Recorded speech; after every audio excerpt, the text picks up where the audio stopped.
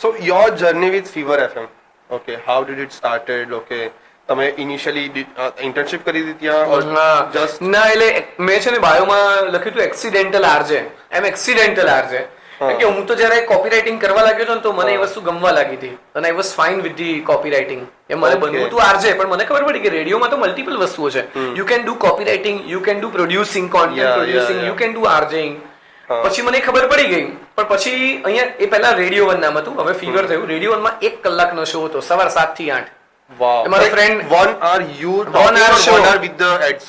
No, 1 hour with the ads, with the song. Only 4 times. જ્યારે મને બોલવા મળે અને સવાર 7 વાગે શો શરૂ થાય ને 8 વાગે પતી જાય. તો મને એવું હતું કે એક મોટું રેડિયો સ્ટેશન છોડી અને હું અહીંયા આવું અમદાવાદ મોટા શહેરમાં સારા માટે, પણ 1 કલાકનો જ શો અને પણ સીધો મોર્નિંગ શો હતો. રેડિયોમાં મોર્નિંગ શો એ બહુ મોટું નામ છે, કારણ કે ભૂતકાળના આરજેસ ને કારણે એક લેવલ એ લોકોએ બનાવ્યું છે. તો મને થયું 7 થી 8 તો 7 થી 8 મોર્નિંગ શો તો છે.